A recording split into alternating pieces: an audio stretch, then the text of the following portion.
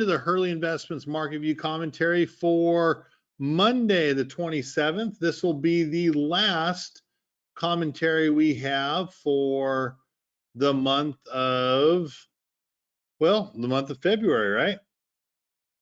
I have a couple different directions I want to go on tonight that I think will be helpful for, I just feel it's going to be helpful to help you guys understand what we look at, what's making our decisions, and maybe some things that you haven't thought about. Does anyone know what is the durable goods economic report? So I'm going to ask you, what is the durable goods economic report?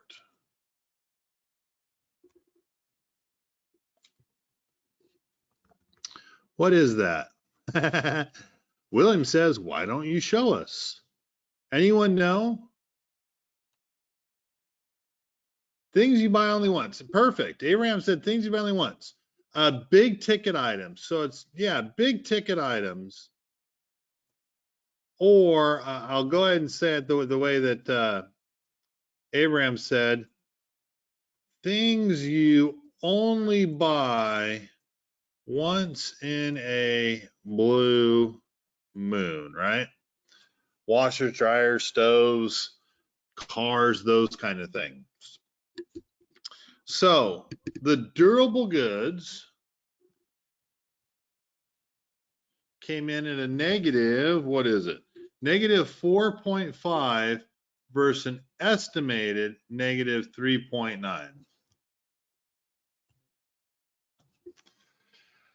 Couple ways to look at that. You know, it came in 12.5% worse than expected. We have a slowing economy. We're moving into recessions, right? Those are some of the things that pop up as we're talking about this. With that said, durable goods X transportation gave us a whole different number. It came in at a positive 0.7 versus an estimated positive 0.1. So what does that tell us? If you were to look at that, it's the same report, one that's without transportation or autos, one that is with it. What does that tell you? And I'm going to try to move over here to bring this up on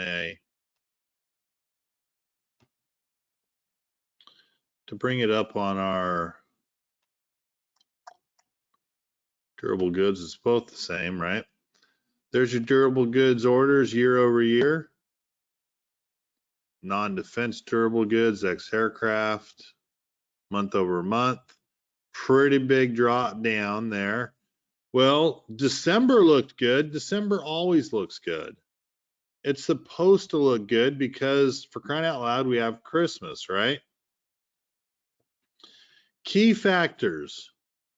Orders for non-defense aircraft and parts declined 50.6% month after month. Primary metals increased. Machinery jumped. Fabricated metals improved. Orders for computers and electronic products increased. Key takeaway, Boeing, right? Boeing slowed down maybe. Automobiles slowed down.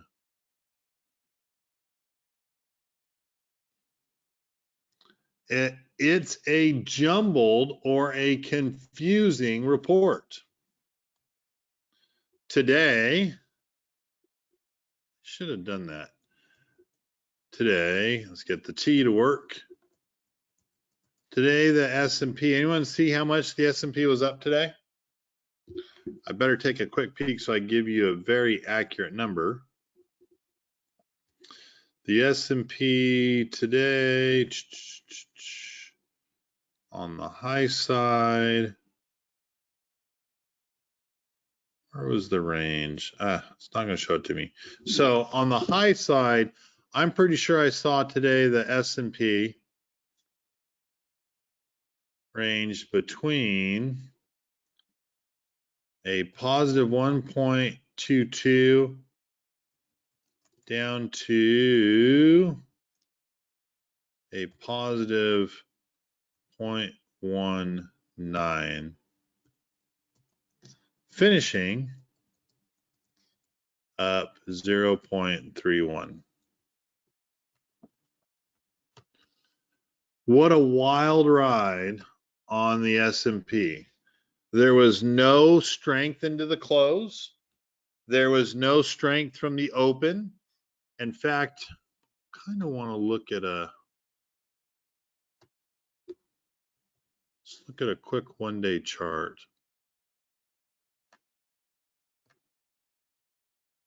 Those are the futures, dang it.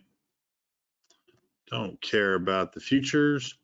Want to see what really happened today. There we go.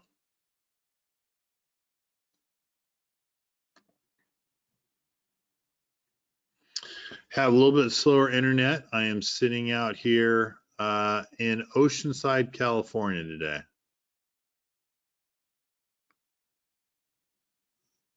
Good open. Rose up that first hour, looked really good, and then just look at us fall on down.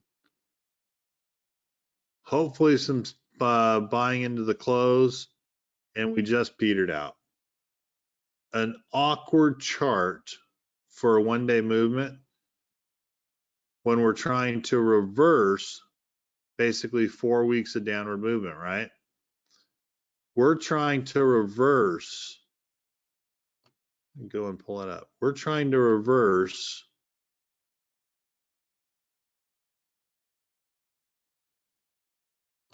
this downward movement on the S&P. Barely holding now for the 5th day. We're holding that 50-day simple moving average. If I was to talk to anyone, know what this is right here? When the 50-day simple moving average crosses over the 200-day. Someone spurt that out. Tell me what that is. Correct. It is the golden cross. What does the golden cross mean? Anyone know what the golden cross means? What does the golden cross mean?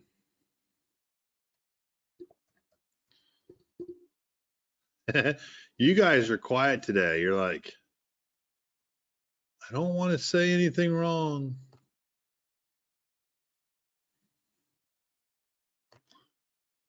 Should go up. There you go. It is an indicator that things should move up. So let's take a quick peek. Let's see what golden cross.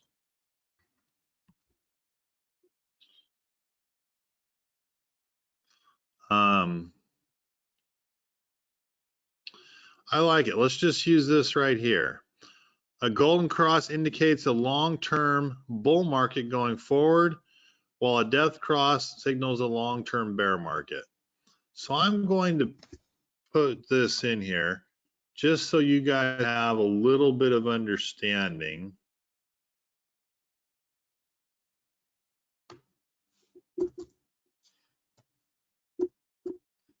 of what a golden cross is and a death cross.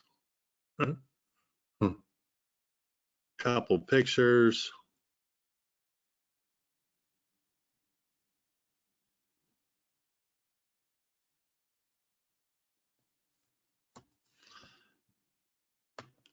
Let you guys do a little bit of research on that on your own. But for all intents and purposes, it is a buying indication that you should be jumping into that opportunity in the stock market. what I think is funny, I'm going to go back up here and take a quick peek at the, I'm going to take a quick peek at our charts. If you look at when that golden cross came over to us,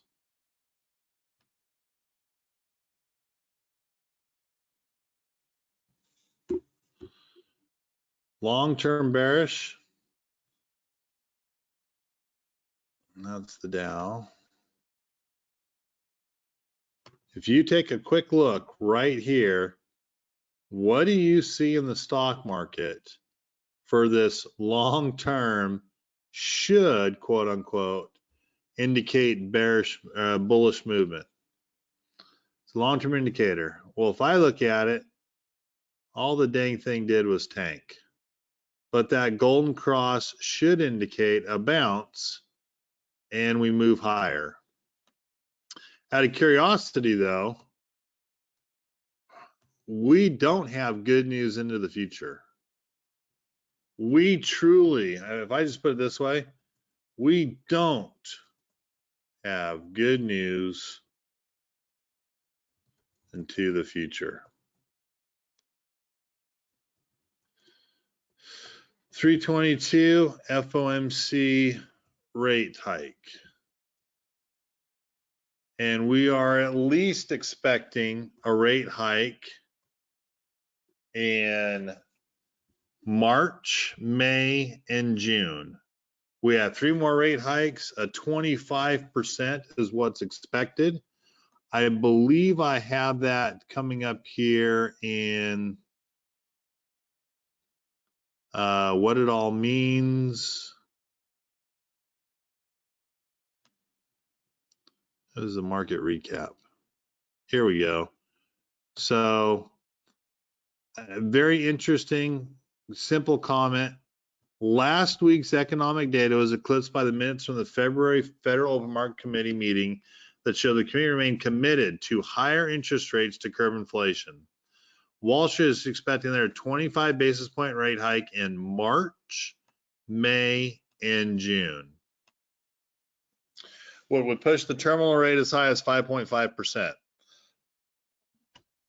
So tell me, what's going to happen if in March they do 50 basis points because the PCE numbers came out twice as bad. They were 0.6 instead of 0.4. 50% higher PCE inflation numbers. What's, I guess the short answer is, what is going to stop them from raising at 50 basis points? Getting spooked.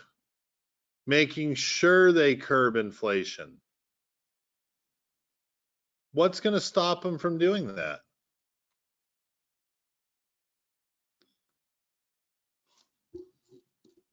I would have thought the last one we would have got a, gotta turn that off. I would have thought that the last rate hike could have been 50 basis points. In fact, I even went on to say it, right? What if the FOMC raises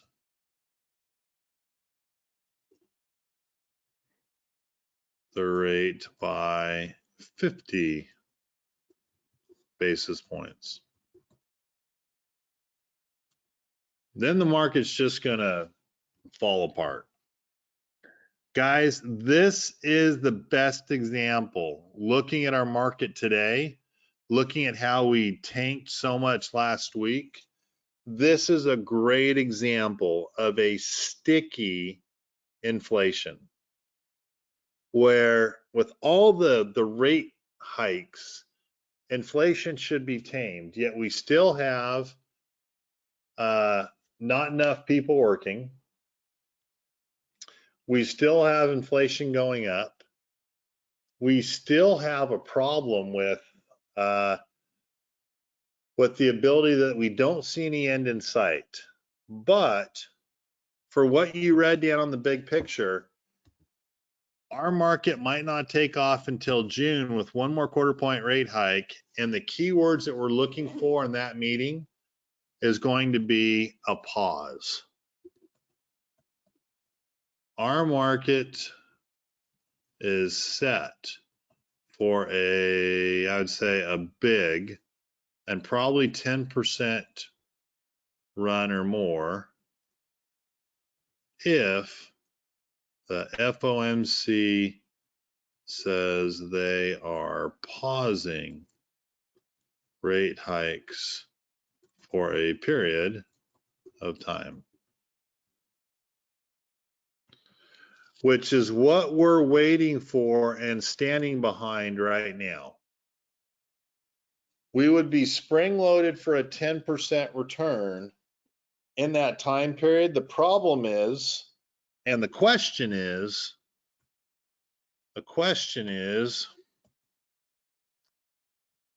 how much damage will be done between now and then?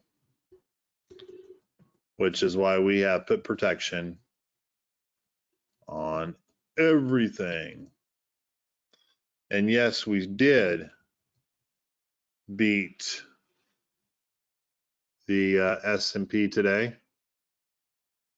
We did beat the S&P by almost double net as a whole. Let me see if I've got that up where I could be able to show you guys that. By 50%. Basically in this group, market up 0.31, we were up 0.47. So do we like where we're sitting at? We do. Right now, we are protected. Man, I just wish protected. My T would work better. Protected through all of February / earnings and will be protected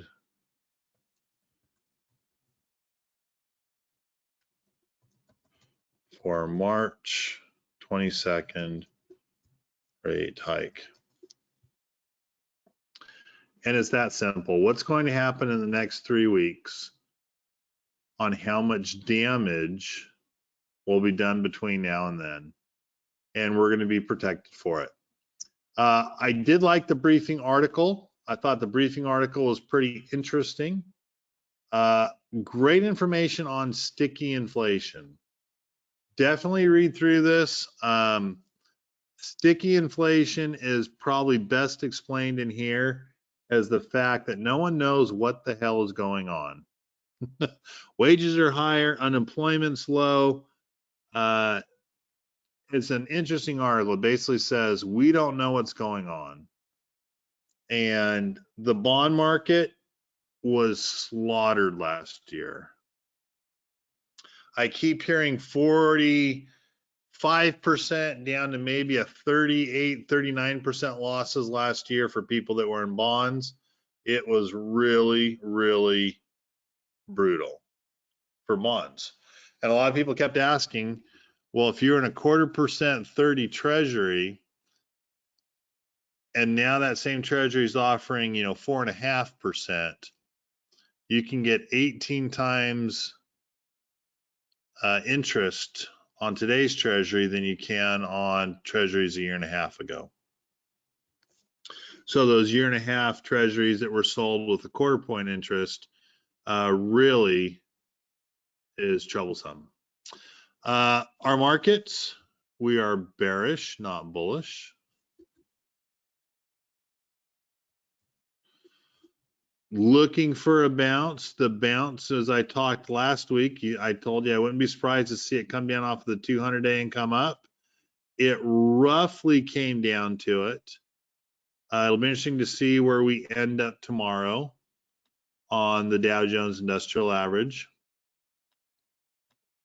More importantly, it's the S&P that we're against. S&P had a pretty good day, but we are still bearish. For those that don't know, our bearish crossovers are the RSI line falling below the median line of 50, having your MACD cross right there, and we most likely have a cross right in here on the 5 and the 50-day simple moving average, the 15 and the 30, the 9 and the 20, whatever moving average you use, you would have had a cross right in there, which almost lines up. It looks like the MACD was a little preparatory or a little bit ahead of the crossovers from everything else. Positive side, big money is oversold. There's big money coming in. We might get a bounce this week as new money moves into the market. So that'll be very interesting to see on the S&P 500. NASDAQ has been crushed. There's your golden cross information. NASDAQ, well, Kevin, it doesn't look as bad as the others. Correct. It doesn't, but as a percentage, it's fallen more. It looks like we're getting a bounce off the 200. That would be ideal. If we do, we're going back to that 12,070 range, which would be about 1,500 points to the upside. It would be a 10% bounce to the upside. I don't know if we have that in us. With that said, last time we were oversold, we went from 10,200 to 12,200, which is a 20% bounce. What is this for our portfolios? It's Baidu, it's Apple, it's Micron, it's Google, it's technology-based companies that do have a big bounce moving forward and looking forward. Just something to think about. Where are we in February? We're probably going to end down 1%. We're down basically 2%. If I was going to change this to March, where'd we end March? My expectation is that we would also be down about 2%. So that's what I'm looking at for March. We'll be down 2.5% for February. Last day of trading is tomorrow. Last day of the month is tomorrow. Probably be the same for March because we're going to have that interest rate hike March 22nd that will most likely kill any earnings that are coming up. Earnings today, Groupon and Zoom. Zoom actually beat after hours. It's pretty interesting to see that. AutoZone tomorrow on Tuesday, Target, Triple D. I really don't invest in Triple D, but I do pay attention because it's nice to see where 3D printing is going. AMC, First Solar, Hewlett Packard reports on Tuesday, HPQ, Monster reports on Tuesday, Ross Stores and Urban Outfitters on Wednesday, Abercrombie and Fitch, Dollar Tree, Kohl's, Lowe's. Home Depot really blew it. So if you're a Lowe's fan, I doubt Lowe's will do much better. Home Depot seems to have had the advantage over Lowe's. If you are invested in Lowe's, it would be really smart to have your protection on. Wendy's and Salesforce on Wednesday. Thursday, Best Buy, downgrade today, also not expected to do very well. Big Lots, Burlington Coat Factory, Kohl's, Macy's. AVGO is Broadcom. Interesting to see how they would be doing. Dell, Marvel, Nordstrom's, VMware, Yamana Gold, and Costco on Thursday. Pretty interesting article that said Costco should probably get hit and tanked pretty good. I agreed with the article, although I did not fact check it. That's why we don't have it. But Costco got a downgrade today, and the expectation is that they're not going to do very well in their earnings. Economic reports for this week. Durable goods today. It sent shivers through the market. I really think pending home sales. Pending home sales was up 8.1 with a little drop in the interest rates. People rushed in to try to buy their homes at a little bit cheaper than those have been waiting for it. 8.1% increase over January, after December and after Christmas, for people trying to take a little bit advantage of a little dip and locking in their 30-year and 20-year mortgages with that. Tomorrow, Chicago PMI should not be good. Case-Shiller housing price indexes should be okay. Consumer confidence should be lower. ISM manufacturing on Wednesday, not expecting it to be really good. Productivity was the initial claims again, not expecting either one to be really good. Currently, I'm looking to trade with protection on our stocks. Still have to protect as the indexes are down. That old saying that low tides sink all ships. Article is brought to me by Bill, and I'm not saying I agree with it 100%, but what I did like was the picture. When people are investing, this is probably how they make their investment decisions. Mostly it's stocks, right? Stocks is king on that pyramid. 401ks and so forth. We learn to invest in stocks. Then people will go from there that have the extra, will go to metals. It says gold, but metals and bonds is probably your next investment. Then below that, real estate, if you have money for a rental home, a second home, keeping it in cash and savings in CDs, and then crypto. I find it very interesting, the logic of how to invest, but I just enjoyed the picture. A really good article on inflation and how it affects markets in general. It's something I will definitely tell you, go through and read, go through and spend some time understanding how inflation will affect certain groups in the market.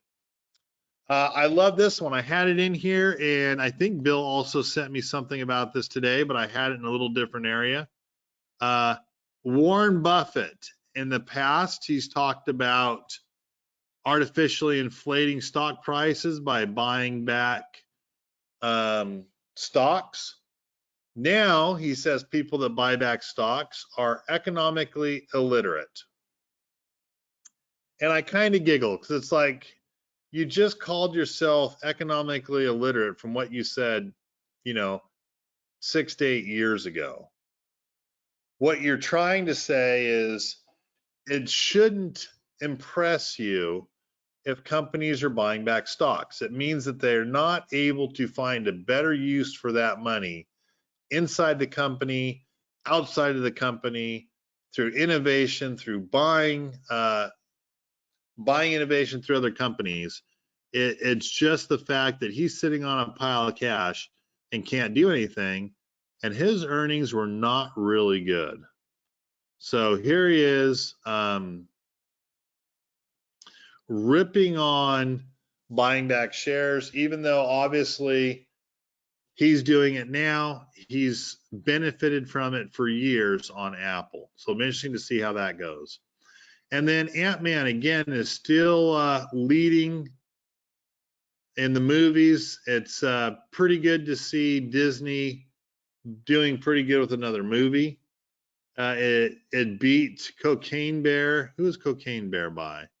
CMS, CSA, Comcast, or what have you. But good to see that Disney's movies are still making money, making quite a bit of money, and we'll see if it can if Disney can do better by putting their cash cow movies back into place. All right, questions you guys have? Any questions you guys have that I can answer for you tonight? A bunch of other people jumped in here. Let's see who's here. Diddy, how are you doing? Haven't seen you for a while. Any questions you have on the stock market or opportunities that you see? Jim Bosserman is here and Jim Kohler. You guys, any questions you guys have? Russ, nice to see you. William, I thought I said you earlier. William, I don't know if you were here. Nice to see you as well. But any questions you guys have that I can answer for you. And Bill, hopefully I kind of had a little bit of fun. Bill, I don't know if you sent me that article or what you were trying to say on it, but I do think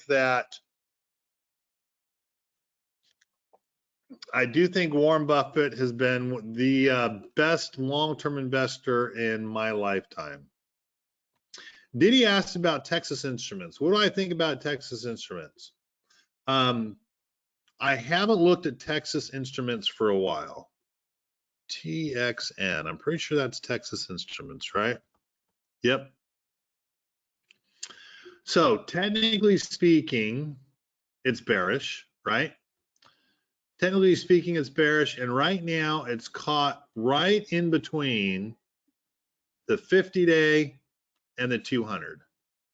So if you're looking for a breakout, I don't think you're going to see a breakout because it has that top right up here that it just can't seem to get above, and it probably has that base or bottom sitting right here at the gap up, and or possibly down to 160. You've got some support there. So it's in a tight range. It's in a real tight range. If I was to look at it just a little bit differently, let's go to Texas Instruments.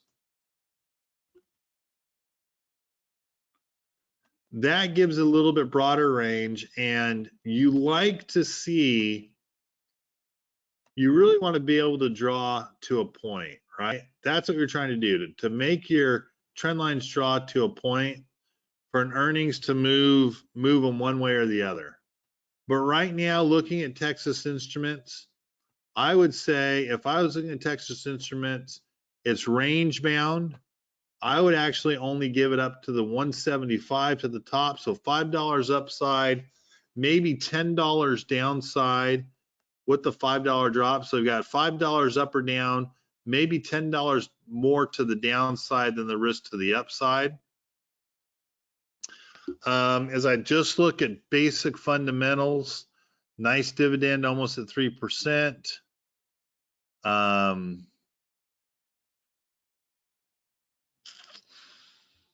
All right, forward PE is higher than the current PE, so it has long-term growth.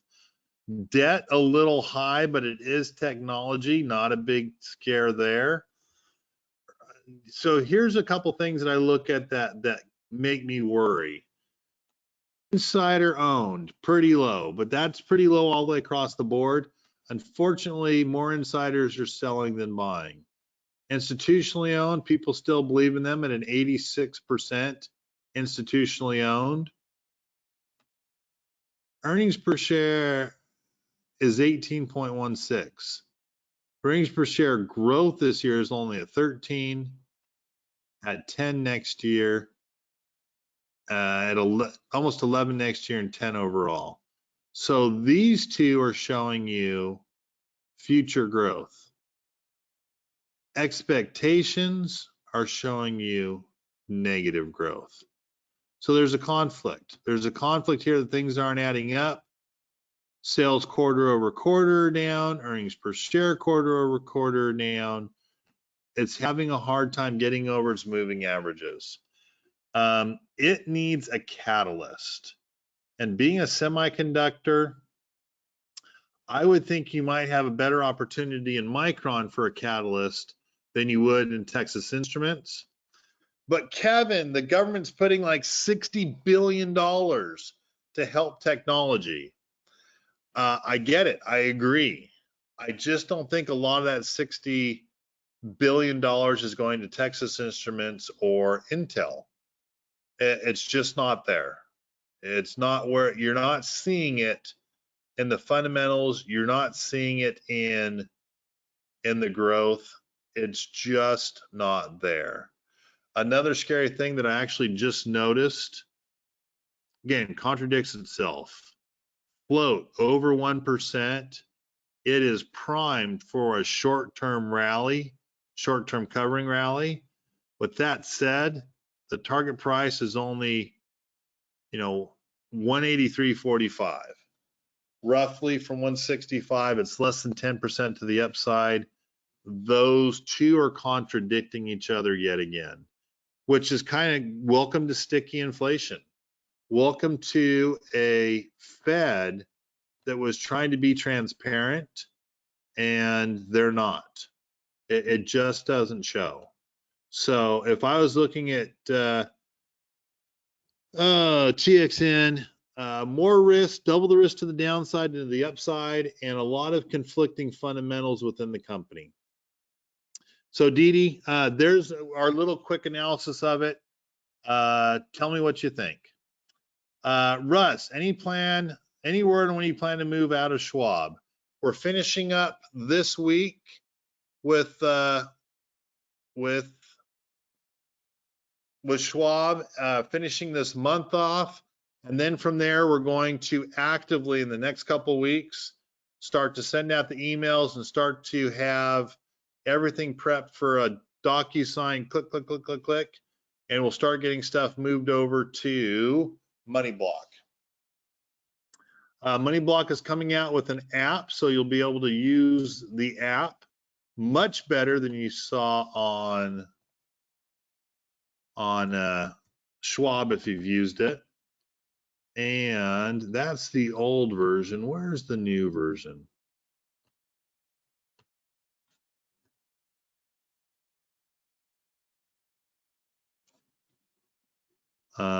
There we go. This is the new one that's coming out. I do like this much better. Let me see if I do a quick little login for you.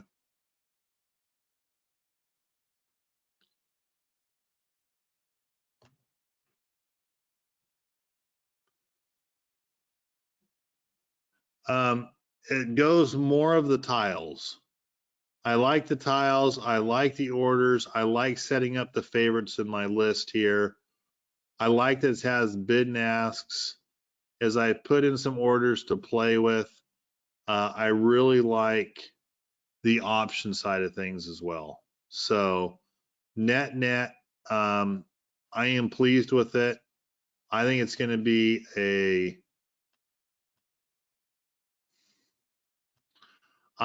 be a lot better than what we've worked with in the past.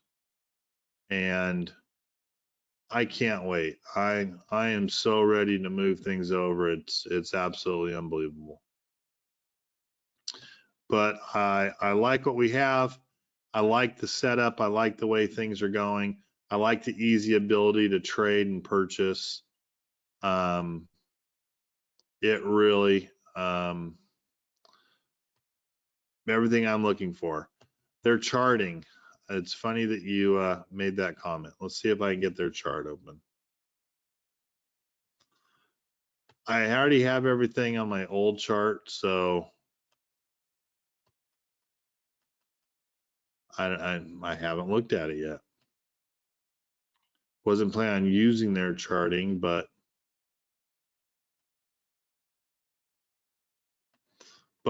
I can't get it to pop up for me, so I don't know what I'm going to do anyway. Oh, there we go. There's our chart. I like the width. I like the look of it.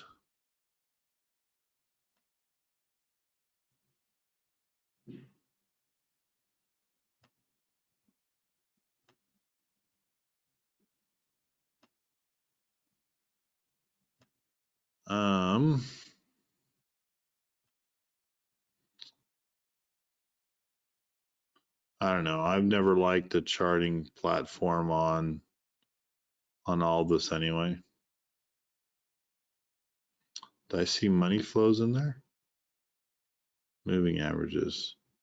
Money flow index. I like it. Money was coming in the other day after a big loss. I don't know. I would not be using these guys for charting.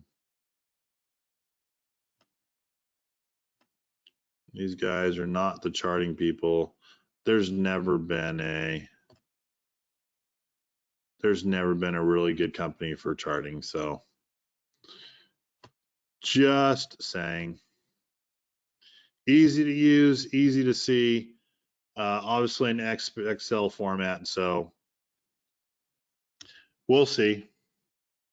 Thank you, Diddy. And it looks like the chart is based in TradingView.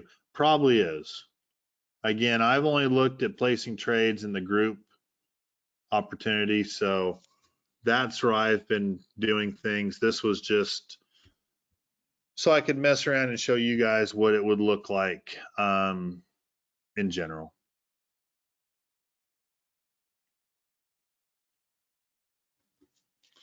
All right. Any other questions you guys have? Trading Good review is very, very good, huh?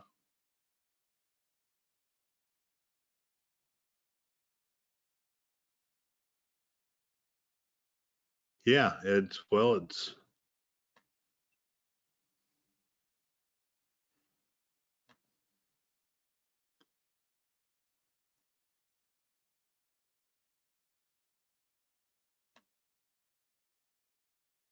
Utah time zone template.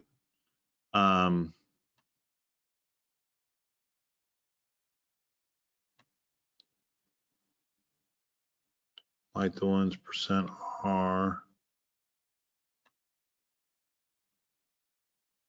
MACD, right? MACD. RSI.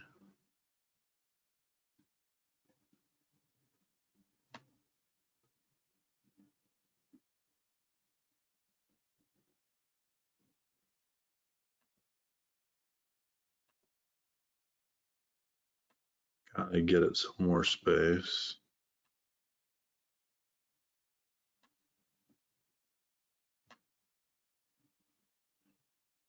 I'll have to move it bigger. But I don't know. I don't know. Sounds good, Abraham. All right. Any other questions you guys have? Going once. Going twice. Diddy, are you thinking about putting a trade on Texas Instruments? Do they have earnings coming up? I thought they had earnings a couple of weeks ago, right? Texas Instruments, I thought was. I probably didn't even write them down. All right, guys, have a wonderful evening. I appreciate you being with me. I will be on Thursday. Keeve is running off to Disneyland with these kids. Kind of funny that I'm here, but I'll be running Thursdays, trade finding adjustments. I don't know if there'll be a trade other than Costco, which is reporting on Thursday. But again, Costco got beat up pretty good today. Guys, I look forward to seeing you on Thursday morning. Everyone take care, and I will see you then. Bye-bye.